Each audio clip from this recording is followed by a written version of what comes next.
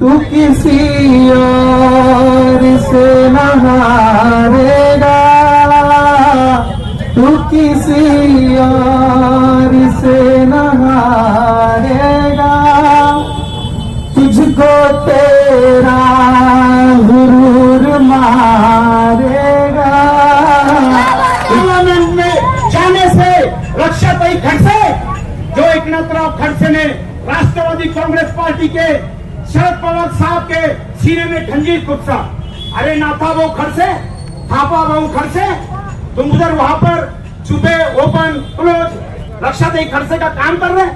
अरे तुम पर ईडी लग रही थी, तुम जेल में जा रहे थे, बुढ़ापे में तुम्हारा वहां पर पूरा काम खराब होने वाला था।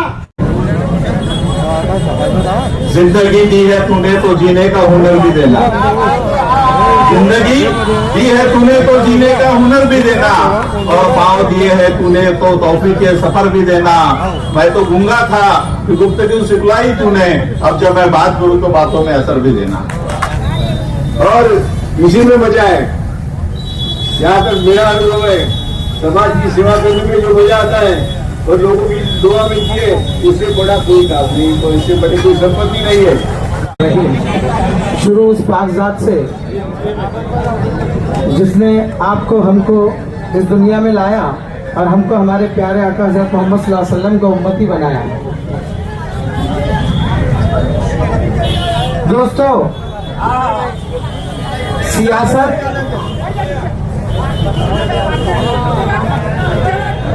हमारे आपके हर दिल अजीज, हमारे अपने चहीते भुसावल नगर के शिल्पकार माजी आमदार संतोष भाऊ चौधरी, साथ ही हमारे रावेर लोकसभा के चहीते कैंडिडेट जनाब श्रीराम पाटिल साहब, हमारे जगन भाई सोनोने, सलीम हाजी साहब और बाकियों के जो भी मंच पर मौजूद है, मैं सबका नाम लेके वक्त जाया नहीं करना चाहूंगा। उन सबका जो है तो मैं इस्तेमाल करता हूँ। बस दो बातों में, जैसे संतोष भाई ने आदेश दिया है कि फिरोज भाई 2020 खेलना है, तो 2020 खेल के बस इतनी बात कहूंगा कि आज एक वक्त हर इंसान को मिलता है, एक मौका मिलता है। तो दोस्तों, ये मौका हमको मिला है उन लोगों को अपनी औकात और अपनी जगह बताने का कि जिन्होंने पिछले 10 साल से इस मुल्क के अंदर नफरत की आग को फैलाया हुआ है। उन लोगों को अपनी औकात बताने का कि जिन्होंने हिंदू और मुसलमान के दिलों में नफरतों को भरा है। उन लोगों को अपनी औकात दिखाने का कि जिन्होंने हमको और आपको तोड़ने के और खत्म करने की कोशिश की है। यही वो लोग हैं मेरे दोस्तों, जिन्होंने सीए एनआरसी को लाया। और यकीन मानिए, सीए एनआरसी एक हवा बनाया गया मुसलमानों के लिए, लेकिन सीए एनआरसी सिर्फ मुसलमानों के लिए तकलीफ दे नहीं है, बल्कि हमारे उन गरीब और मजलूम और पिछड़े हुए कम पढ़े लिखे हिंदू भाइयों के लिए भी तकलीफ दे है, जिनके पास डॉक्यूमेंट्स की कमी है, जिनके पास में जिनको डॉक्यूमेंट्स नहीं है, जिनको नहीं मालूम कि हमारे पास में क्या डॉक्यूमेंट है नहीं है। तो ये सिर्फ मुसलमानों को तकलीफ नहीं है, हमारे हिंदू भाइयों को भी तकलीफ है। आज इस बात को समझने की कोशिश कीजिए कि इनको इतनी तकलीफ और इतनी घबराहट हो चुकी है कि अब ये सीधे सीधे हमको और आपको लड़ाने की कोशिश कर रहे हैं। लेकिन मैं समझता हूँ कि हम लोग समझदार हैं और वो लोग हैं जो ये जानते हैं कि हम मुसलमान हैं, हम सच्चाई का साथ देंगे। जब वक्त आएगा, हमको अगर बीजेपी को खत्म करना है, मोदी को खत्म करना है, अमित शाह जैसे लोगों को कड़ी पार करना है, तो हम हमारे बीच में सेकुलर बन के आए हुए और जो सेकुलर लोग हैं, माननीय शरद पवार जी और उद्धव ठाकरे जी और राहुल जी, इनके चुने हुए कैंडिडेट को, जिनके साथ में हमारे भाऊ का आशीर्वाद है, ऐसे श्रीराम पाटिल को हम इंशाल्लाह ज्यादा से ज्यादा ताकत के साथ और ज्यादा से ज्यादा वोटों के साथ जीत दिलाएंगे।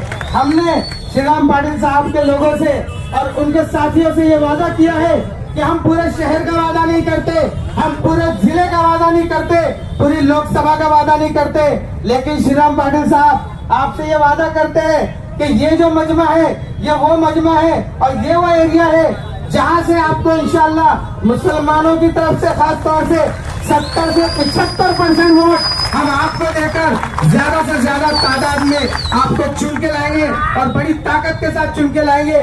दोस्तों, हमको अब इन ताकतों को खत्म करना है। आप देख लीजिए कि इनके दिलों में नफरतें कितनी है, इनके दिलों में बुग़्ज़ कितना है कि इन्होंने यहाँ पर जो है तो पिछले 10 सालों के अंदर जब यहाँ पर किसी तरह का विकास नहीं हुआ तो हमारे खड़का रोड, जाम मोहल्ला और मुस्लिम बहुल इलाकों का जब से संतोष भाऊ ने जो है तो यहाँ से सत्ता से गए हैं, उसके बाद से किसी ने यहाँ झांक कर नहीं देखा। जब तक भाऊ थे, भाऊ ने हमको यहाँ पर रोड बना के दिए, डिवाइडर बना के दिए। लेकिन ये भाजपा वाले जब से आए हैं, ये रक्षा खड़से जी और हमारे जो आमदार साहब है, जिनको कभी इस एरिया के अंदर सिवाय शिरखुरमा खाने के और ईद मिलने के ये 2 चीजों के अलावा उनको टाइम ही नहीं मिलता।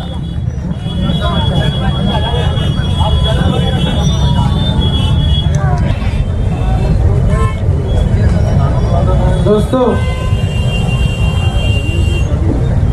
हमारा कहना यही है कि जिन लोगों ने हमारे दिलों में नफरतों की आग को फैलाया है, जिन लोगों ने हमारे शहर के विकास को रुकाया है, पूरे रात में हम आज भुसावल शहर में मौजूद है तो हम अपने शहर की बात करेंगे।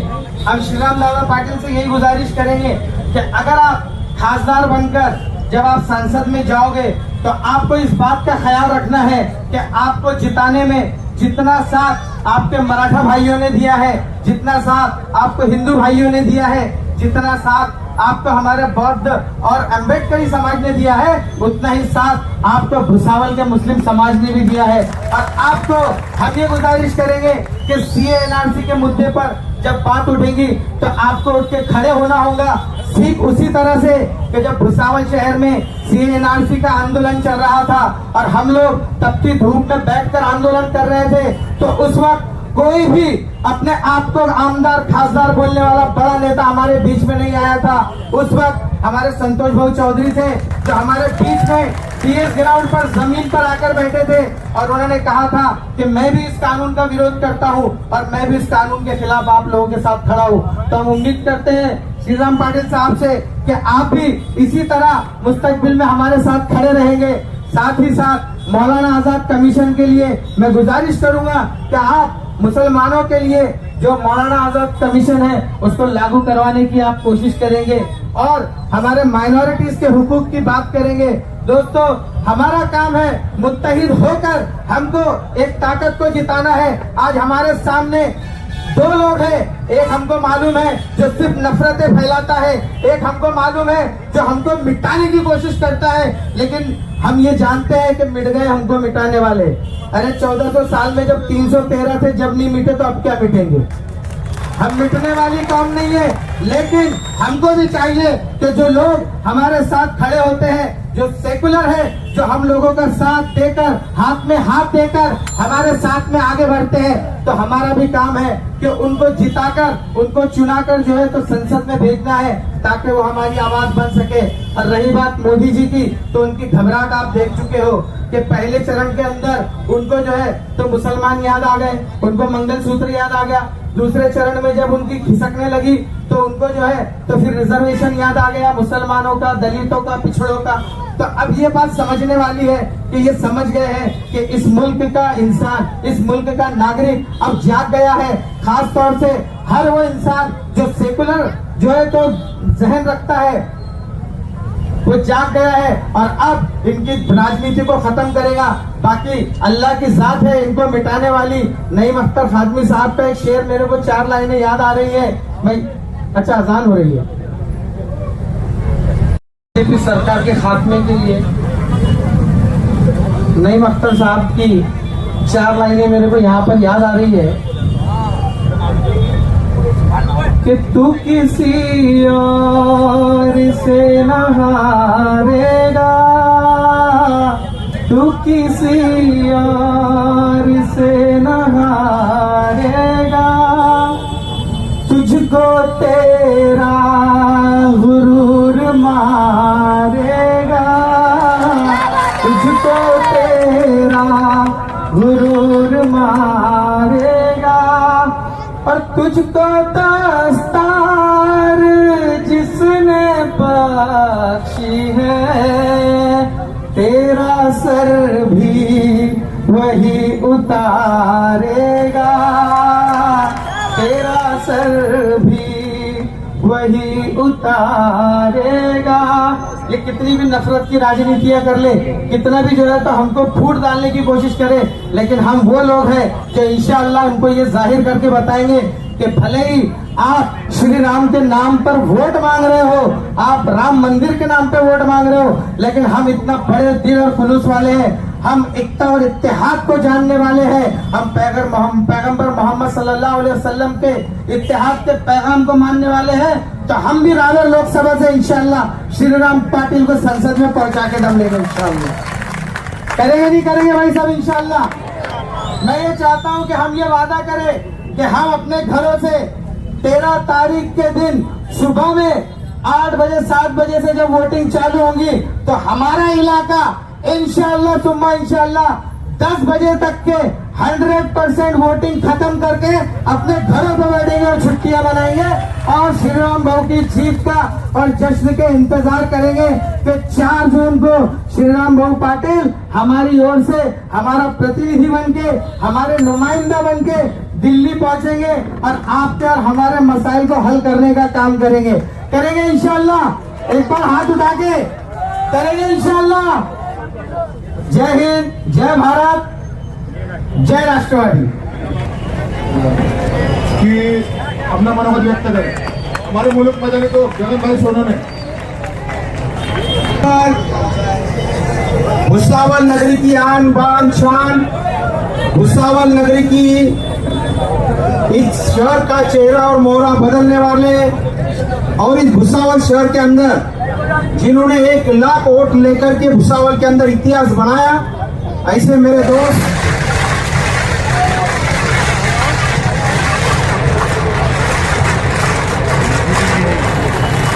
आदरणीय संतोष भाऊ चौधरी और यहाँ पर भावी खासदार, भावी केंद्रीय मंत्री आदरणीय श्रीराम दादा पाटिल, इनके नाम से सब लोग मिलकर के जोरदार तालियां बजाएं। उपस्थित माजी आमदार नीलकंठ भाऊ फालक, माजी जिला परिषद सदस्य मेरे दोस्त राजू भाऊ चौधरी, भावी नगर अध्यक्ष भुसावल के युवा उदय सम्राट, युवा की ताकत हमारे सचिन दादा चौधरी और मंच पर उपस्थित सभी हमारे नितिन भाऊ धांडे और सभी हमारे मुनवर भाई रविंद्र भाऊ Nikam, Sandanshi sir, Surwade sir, advocate Sarunke साहब, भुसावल शहर के शहर अध्यक्ष दुर्गेश भाई ठाकुर, पिंजारी साहब और सभी हमारे तमाम सभी भाई, सभी मंच पर उपस्थित सभी नगर सेवक, माजी नगर सेवक और सभी कार्यकर्तागण। दोस्तों, सबसे पहले मैं एक बात कहना चाहूंगा कि आप सभी को मालूम है कि यहाँ पर जो है तुतारी वाला मानुस जो राष्ट्रवादी कांग्रेस पार्टी की सीट है उनको हमको पार्लियामेंट के अंदर भेजना है। और पार्लियामेंट के अंदर इसलिए भेजना है क्योंकि पार्लियामेंट के अंदर हमारे जो प्रश्न है, हमारी जो बात है, हमारा जो आक्रोश है, हमारा जो आंदोलन है, हमारी जो यहाँ पर समस्या है, उसको पार्लियामेंट में रखने का काम हमारे श्रीराम दादा पाटिल यहाँ पर करने वाले हैं। दोस्तों, एक बात ध्यान में रखना कि जब यहाँ पर हमारे गरीबों की, हजारों की झोपड़पट्टी को हटाया गया, जब बड़े पैमाने के ऊपर दलितों को बेघर किया गया, जब दलित मुसलमानों को वहां पर बड़े पैमाने के ऊपर हिंदुओं को बेघर किया गया, उद्ध्वस्त किया गया, उस समय ये हमारी खासदार रक्षा तय खड़से कहां पर सोई हुई थी? किस समय हमको बेघर किया गया, उद्ध्वस्त किया गया? उस समय खासदार रक्षा खड़से ने पार्लियामेंट के अंदर आवाज क्यों नहीं उठाया? ये आप सभी के सामने हम लोग का सवाल है। दोस्तों, इतना बड़ा एरिया, हजारों की तादाद में हमारे वोट, और फिर भी हमको जो है खासदार रक्षा खड़से ने मरने के लिए छोड़ दिया। अब उसका बदला लेने की जरूरत है दोस्तों, और हमने बदला लेने की ठान लिए। जिन्होंने एनआरसी, एनपीआर के खिलाफ यहाँ पर हमने रास्ते पर आकर के जन आंदोलन किया, उसका बदला लेने की आज हमें दोस्तों जरूरत है। आप सभी को पता है कि जब बाबरी मस्जिद गिराई गई थी 1992 के अंदर, तो बाबरी मस्जिद गिराने के बाद इस देश के अंदर जो हिंदू मुसलमानों के दंगे हुए, हजारों निर्दोष हिंदू मारे गए,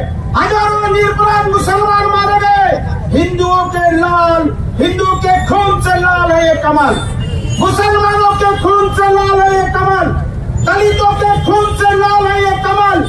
हजारों किसानों के ऊपर गोलियां चलाई दिल्ली के अंदर, 1000 किसान मारे गए, उनके खून से लाल है ये कमल। अरे जब नथुराम गोडसे ने महात्मा गांधी जी की हत्या की तो महात्मा गांधी जी के खून से लाल है ये कमल। उठाओ महान देशभक्त टीपू सुल्तान की तलवार, और ये तलवार देशभक्ति की तलवार उठा करके ये खून से भरा हुआ लाल कमल छोड़ दो। ये संदेश और पैगाम देने के लिए दोस्तों हम लोग सब यहाँ पर आए।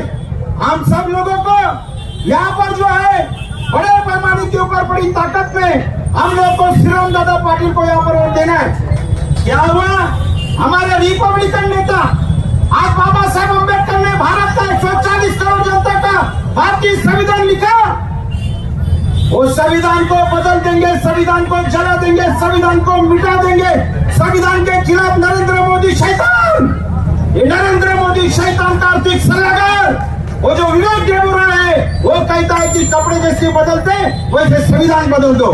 डॉक्टर बाबा साहब अम्बेडकर ने 1927 के अंदर मनुस्मृति जलाई थी, और मनुस्मृति जला के डॉक्टर बाबा साहब अम्बेडकर ने जो मनुस्मृति जलाई उसी तरीके से इनको डॉक्टर बाबा साहब अम्बेडकर का 140 करोड़ जनता का मनुस्मृति यानी भारतीय संविधान जलाना है।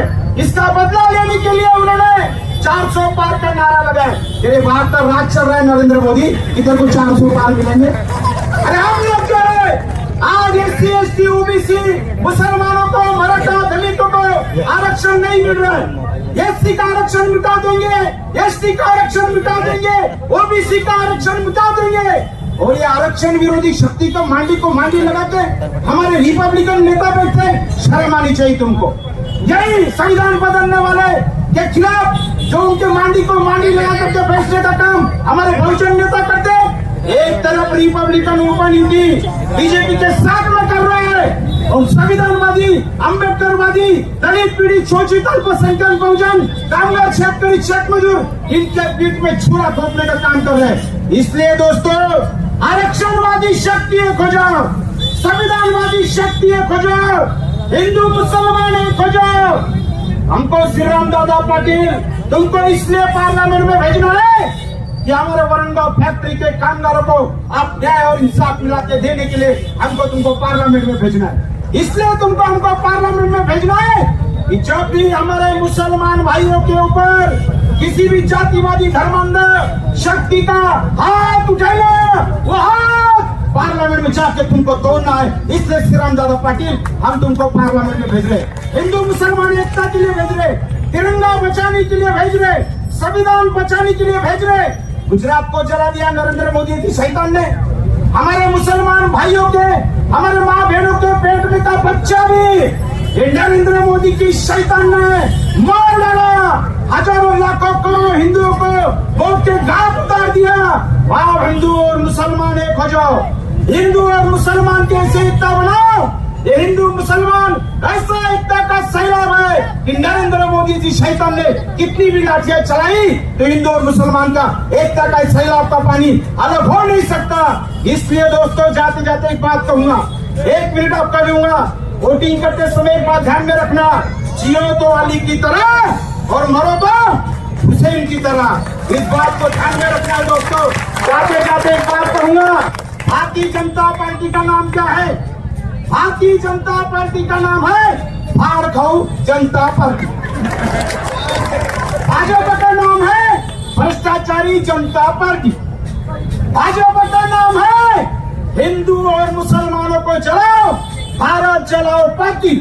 तो ये भारत जलाओ पार्टी के खिलाफ जाते जाते एक बात कहूंगा, पूरे देश में कैसा माहौल चालू है कि हिंदू और मुसलमानों को बांटने का माहौल चालू है। इस पे ऊपर एक शेर कहूंगा, मेरी बात यहीं पे खत्म करूंगा कि सुबह की धूप को ये रात बना सकते हैं, सुबह की धूप को ये रात बना सकते हैं, हर तरफ ये जंग के हालात बना सकते हैं। इनकी सियासत पे भरोसा न करो दोस्तों, ये हर तरफ एक नया गुजरात बना सकते हैं। इतनी बात रखते हुए मेरी बात यही समाप्त करता हूँ। अल्लाह हाफिज, खुदा हाफिज, जय हिंद और जय श्री राम दादा पाटिल। और तुतारी वाला मानुष जिंदाबाद। और संतोष भाऊ चौधरी को आने वाले नगर पालिका के अंदर भुसावल की नगर पालिका हमको देना है और युवा नगर अध्यक्ष सचिन भाऊ चौधरी को बनाना। भुसावल में भी हमारा झंडा फड़काएंगे और वरंगांव की नगर पालिका के अंदर भी हमारा झंडा फड़काएंगे। और पार्लियामेंट में जाने से रक्षाताई खड़से, जो एकनाथराव खड़से ने राष्ट्रवादी कांग्रेस पार्टी के शरद पवार साहब के सीने में खंजीर खुदसा। अरे नाथा भाऊ खड़से, थापा भाऊ खड़से, तुम उधर वहां पर छुपे ओपन क्लोज रक्षाताई खड़से का काम कर रहे। अरे तुम पर ईडी लग रही थी, तुम जेल में जा रहे थे, बुढ़ापे में तुम्हारा वहां पर पूरा काम खराब होने वाला था और फिर भी तुमने जो है, जो शरद पवार साहब ने तुमको विधान परिषद दिया, आमदार बनाया, फिर भी तुम यहाँ पर जो है शरद पवार साहब के पीठ में खंजे। तुमको अड़चन होगी, हमको उससे लेना देना नहीं है, मगर तुम अगर हमारी अड़चन करेंगे तो आने वाले इलेक्शन में हम तुमको भी जो है गुप्ता नगर के अंदर आके तुमको हम गिराएंगे, यहाँ पर वादा करता हूँ। और जिंदगी दी है तूने तो जीने का हुनर भी देना। जिंदगी दी है तूने तो जीने का हुनर भी देना, और पाँव दिए है तूने तो तौफीक के सफर भी देना। मैं तो गूंगा था कि गुफ्तगू सिखलाई तूने, अब जब मैं बात करूं तो बातों में असर भी देना। रावेर लोकसभा मतदार संघ के महाआघाड़ी के उम्मीदवार आदरणीय श्री राम दादा पाटिल, यहाँ पे मौजूद हमारे बड़े भाई माजी आमदार कीर्तन भाऊ पालक, हमारे दूसरे बड़े भाऊ माजी आमदार और इस नगरी के शिल्पकार आदरणीय संतोष भाऊ चौधरी, उसी तरह से मंच पे विराजमान हमारे भाई जगन भाई सोनवणे, मुनव्वर खान साहब, सभी आघाड़ी के कांग्रेस, राष्ट्रवादी कांग्रेस और शिवसेना उद्धव ठाकरे साहब ग्रुप, इसके पदाधिकारी और मेरे मोअज़्ज़िज़ बुजुर्ग और नौजवान साथियों, मुल्क में 2 साल पहले से एक माहौल बनाने की कोशिश की गई और इस तरह का माहौल बनाने की कोशिश की गई कि कहीं मॉब लिंचिंग हो रहा है, कहीं किसी के साथ जुल्म ज्यादती हो रही है, कहीं किसी को दाढ़ी वाले और टोपी वाले को देख के वहां ट्रेन में गोली मार दी जा रही है और इस तरह का एक दहशत का वातावरण कि भाई अगर यहाँ रहना है तो हम जैसा बोलोगे वैसा रहो। और यही नहीं है, मीडिया, सारा मीडिया को प्रेशराइज किया गया था और ये कहा गया था कि आप वही बताएंगे जो हम चाहेंगे। और यही नहीं, यहाँ तक पाबंदियां लगा दी गई थी कि हमने क्या खाएंगे, हम क्या पिएंगे, हमारे घर के फ्रिज में क्या रखा हुआ है, इन सारी चीजों को एक एक करके पूरा कब्जे में लिया जा रहा था। एक माहौल ऐसा हो गया था कि भाई इस मुल्क का क्या होगा। पूरे मुल्क में यानी हिंदू मुसलमान तो बहुत पुराना अंग्रेजों का दाव है, उसके और आगे जाके प्रांत प्रांत में और समाज में द्वेष फैलाने का काम किया जा रहा था। और ऐसे वक्त एक जियाला उठा और जिसने सोचा कि नहीं, अब ये मुल्क को एक साथ जोड़ना है, ये मुल्क को हमको फिर से इसके टुकड़े नहीं होने देना है और यहाँ की जो गंगा जमुना तहजीब है उसको भी हमें बचाना है। और इसके लिए राहुल गांधी निकले और उन्होंने कन्याकुमारी से भारत जोड़ो यात्रा शुरू की।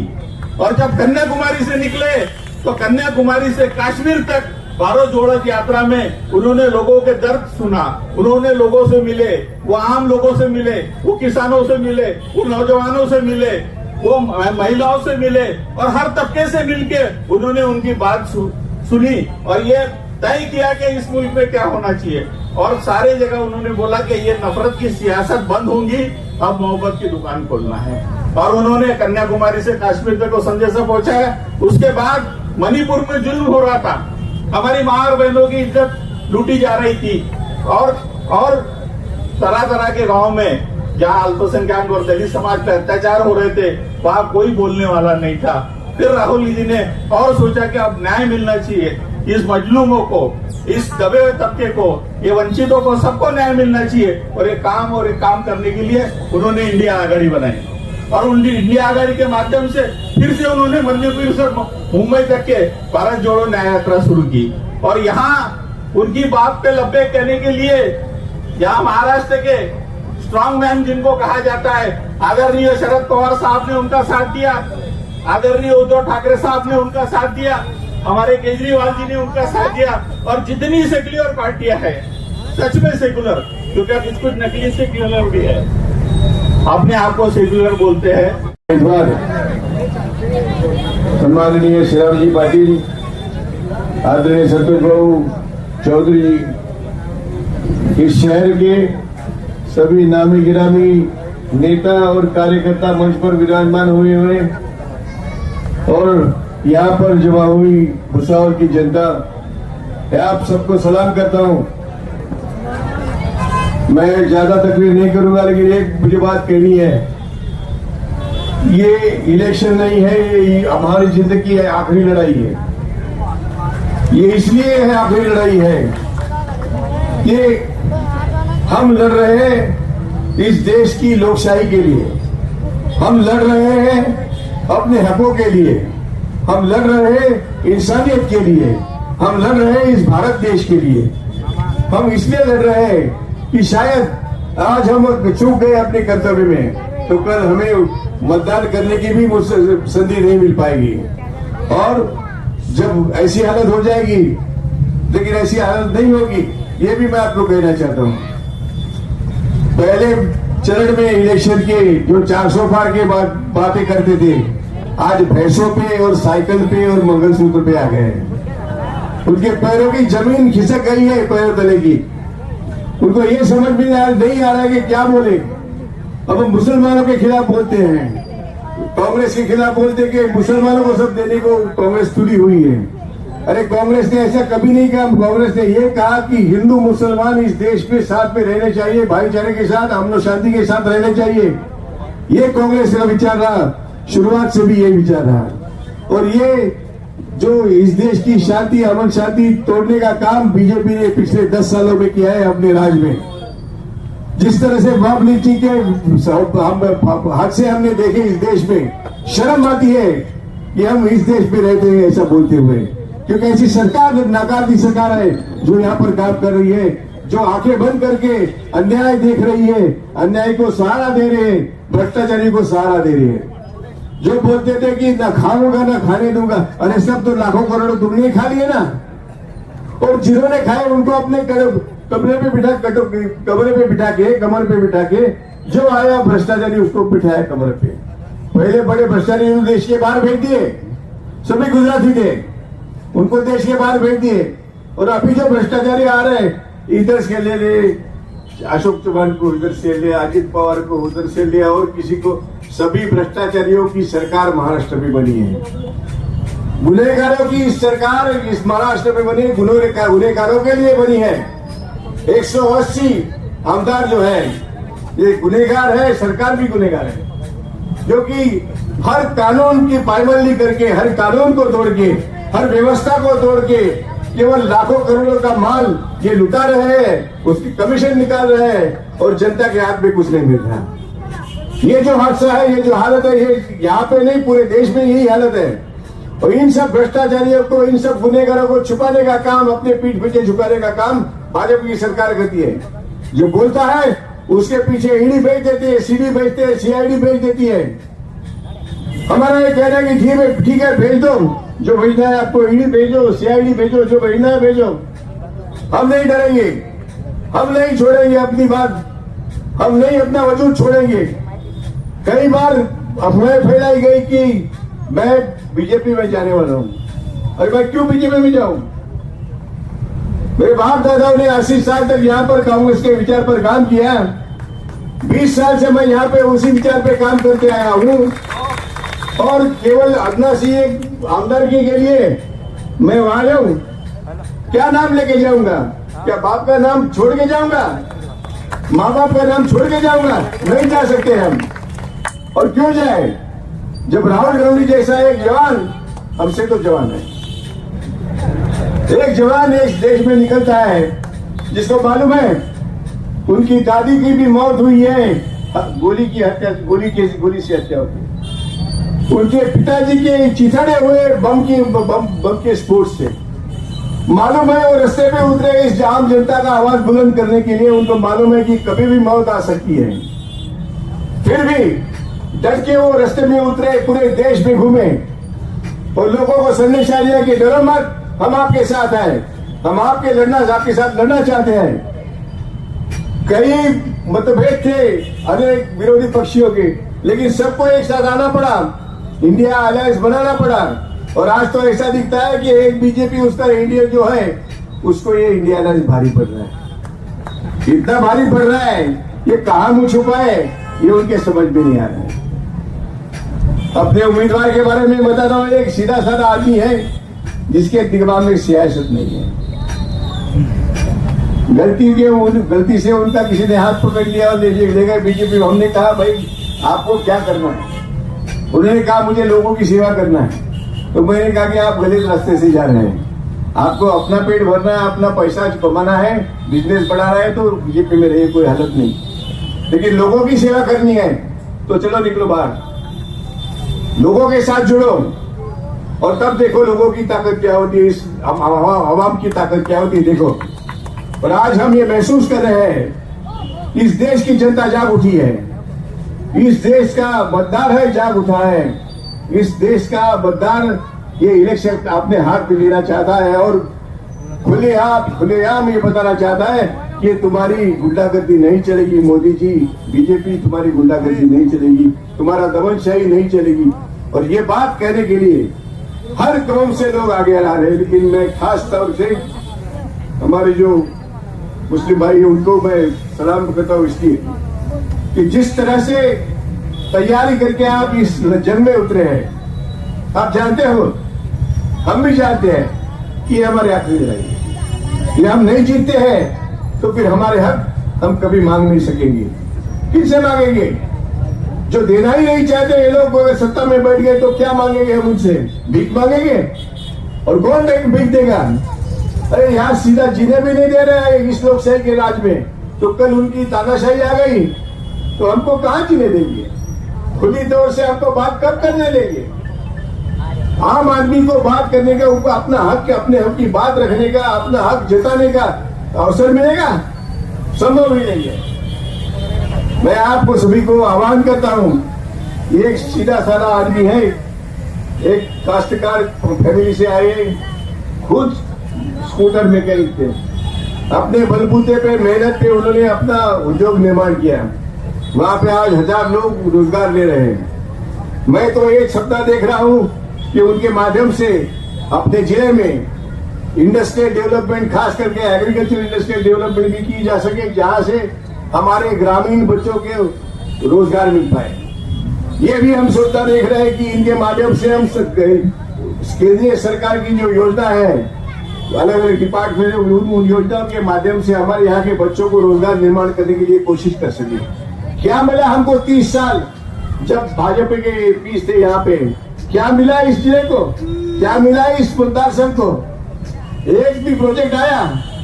अगर आप सोचते जाओ तो 1980 के बाद में यहाँ पर कोई मेजर प्रोजेक्ट निर्माण ही नहीं हुआ है। जो भी निर्माण हुआ है, विकास का काम होगा, रोजगार का काम होगा, सिंचन का काम होगा, एजुकेशन का काम होगा, ये सभी बातें तो 1980-90 में तक खत्म हो गई थी। उसके बाद कोई निर्माण ही नहीं हुआ और ये सत्ता में बैठे और बोलते कि हम सत्ता सेवा करना चाहिए। क्या सेवा करना चाहते हैं? बाखड़े लगाने की, बंद पड़े हुए लाइट लगाने, हाईवेज लाइट लगाने की, चुन के आने के बाद लोगों को मुंह नहीं दिखाने की, ये कोई सेवा का तरीका है? लोगों में जाने की जुड़ना पड़ता है, उनसे मिलना पड़ता है, उनके दुख दर्द झेलने पड़ते हैं, उनके साथ रहना पड़ता है। कोरोना काल में हम जान हथेली पे लेके लोगों पे घूमे, जो रोगी थे, रुग्ण थे, पेशेंट थे, उनके पास गए, जो इंटेंसिव केयर में भी थे उनको भी गए, उनको सहारा दिया, उनके लोगों को, उनके परिवारजनों को भी मदद किया। लोक प्रतिनिधि के रूप में हमने ये सब किया। हमने ये कभी बात बताई नहीं, लेकिन आज इसलिए बता रहा हूँ। ये हमारे खासदार कहाँ थे उस समय?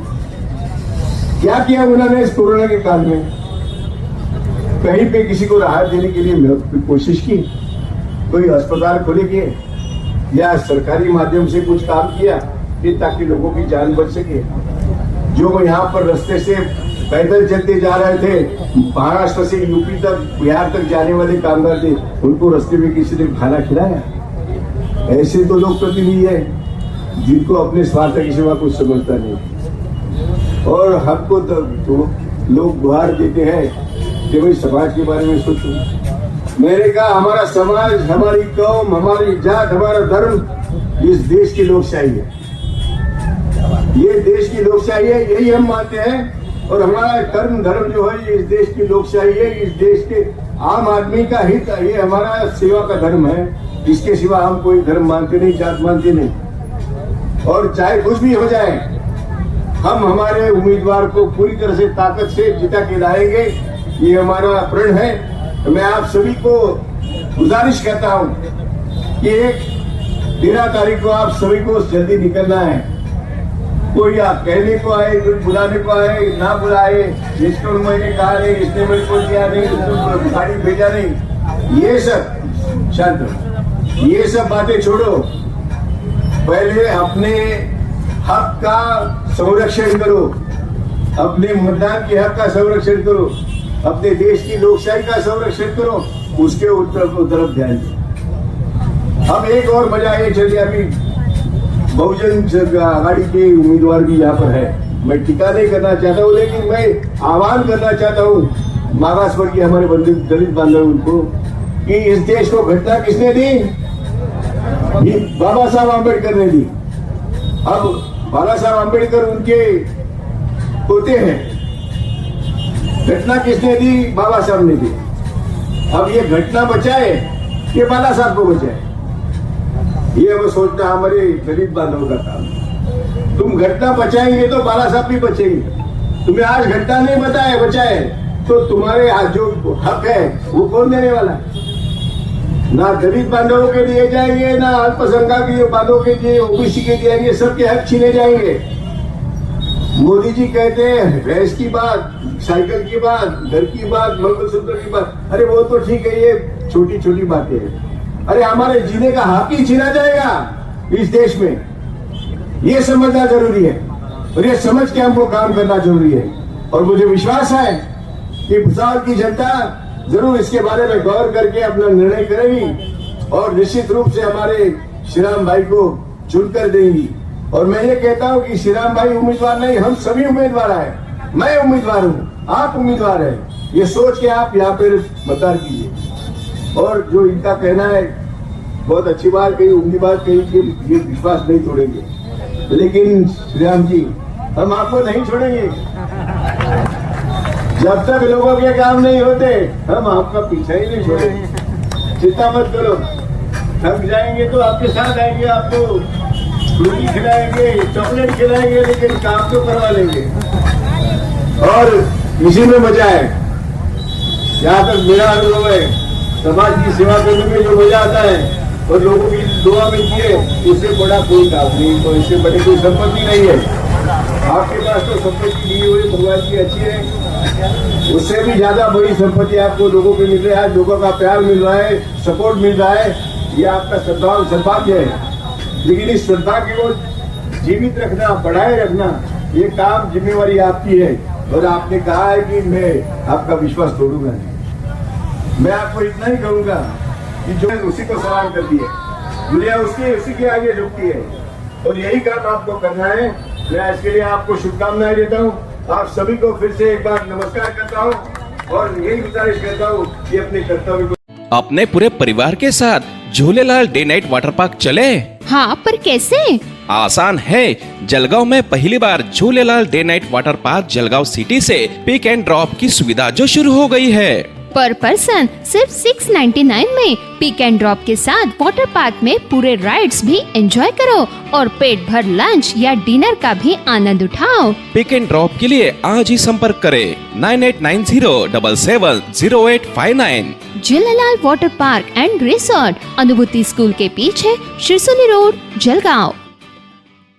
मैं अलविदा लेती हूँ। आपकी दिव्य कामले देखते रहिए CBN। Press the bell icon on the YouTube app and never miss another update. खबरों में सच्चाई से आपके पास, क्योंकि हम सच दिखाते हैं। हमारे CBN News 18 चैनल को सब्सक्राइब करें। जय हिंद, जय